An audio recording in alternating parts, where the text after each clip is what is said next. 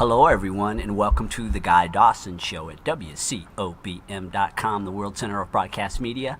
My name is Guy Dawson, and I am the managing member of Classic Communications, a full-service media and marketing company. If you would like to bring greater recognition to your business, your organization, or yourself personally, please get in contact with us at 702-845-6129 or visit our website, classiccommunications.net.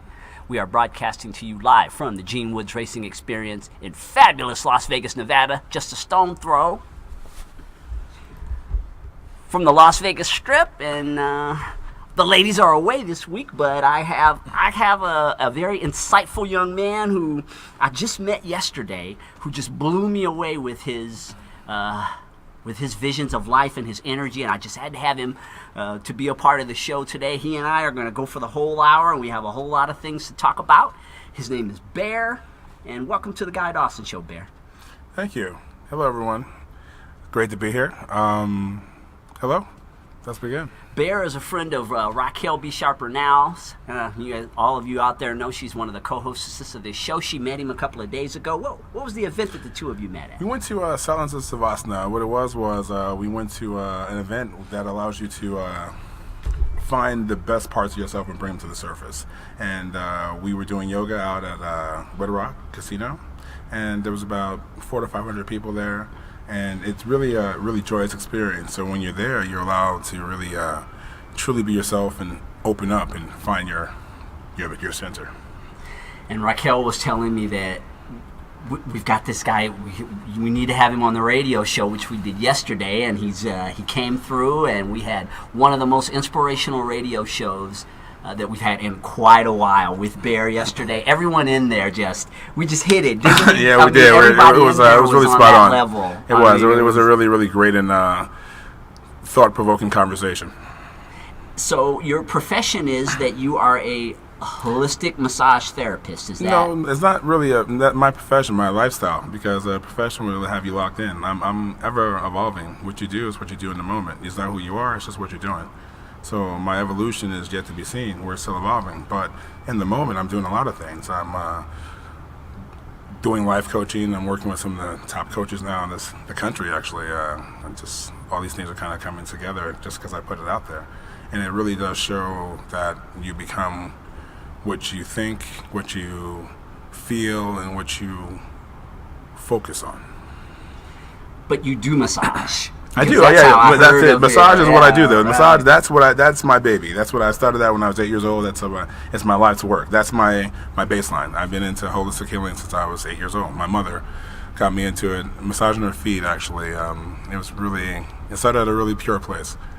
I love my mother. Everything that I've ever done has been about just making sure that I'm being the best I can for her and the reflection of our family. We're the extensions of our family, so it's important how we present ourselves, how we speak, how we respect our legacy. Yeah, I understand what you're saying about your mother. I mean, mothers have a real pivotal role in a lot of our lives, and that's the first woman, really, that we develop relationships is with our mother, and I think that kind of really dictates a lot of our experiences through life. Our basis really has an emphasis on who we become, because as human beings, our first inclination is to, of course, evolve on the things that we've been through. Like we become what we know. We're creatures of habit. That's why we've evolved so far, because we've been able to take the information that we learned and matriculate it through our lives, and we learn off of people's mistakes and we learn off their faults, and somewhere in between there we find ourselves if we're fearless enough to reach for it. So what got you on the path of specifically the holistic way of living?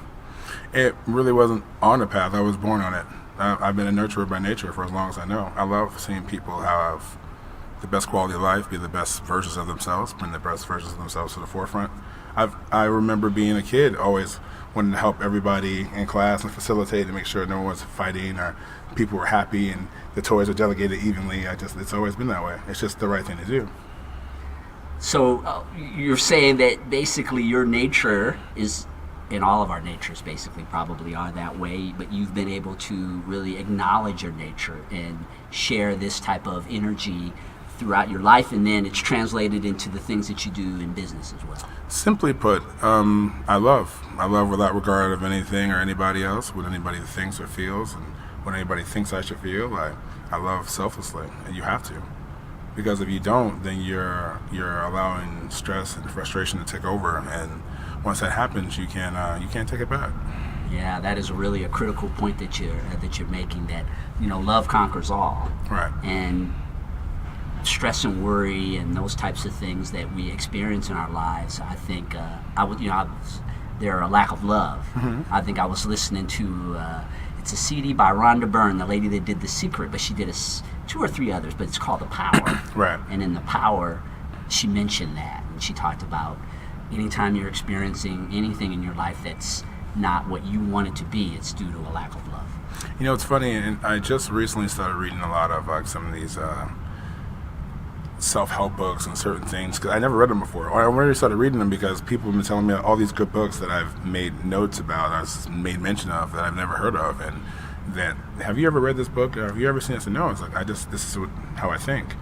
Like, it's simple. Like, if you just love, then it keeps your mind at ease, and it makes everything acceptable. Like, you can love past anything, because if you can't, then you get stuck, and if you get stagnant, then you can't grow, and if you can't grow, then you start to complain. If you start to complain, you bring people down with you with that poison.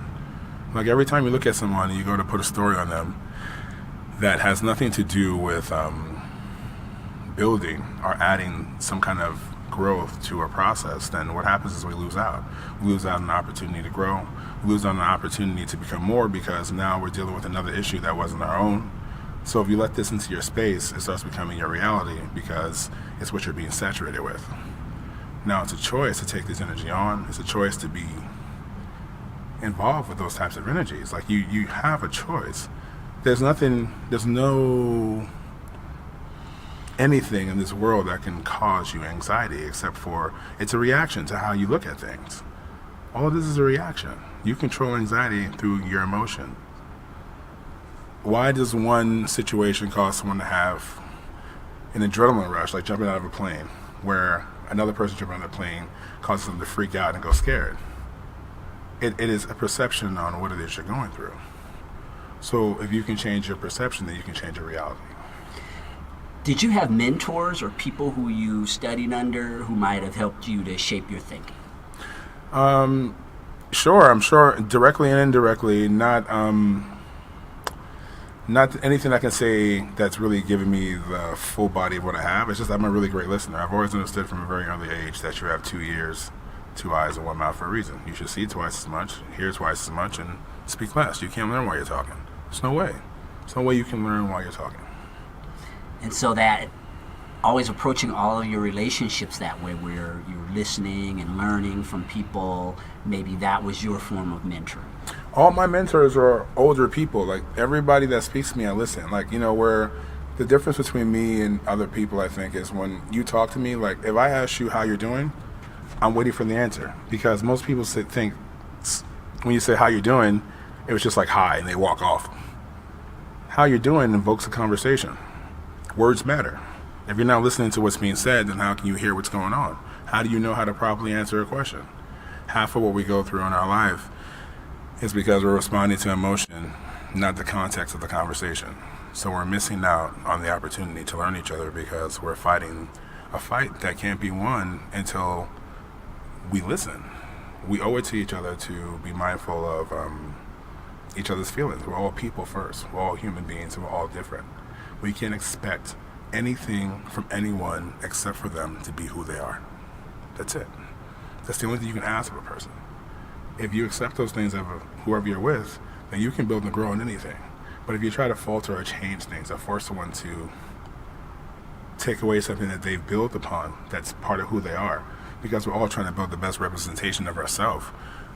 If we can't be free to do that with someone that we're supposed to truly love forever, how can we ever do it for anyone if we can't do it for ourselves first? And if we can't be encouraged to do it for yourself, then why are you with these people? They're not completing you. They're defeating your ability.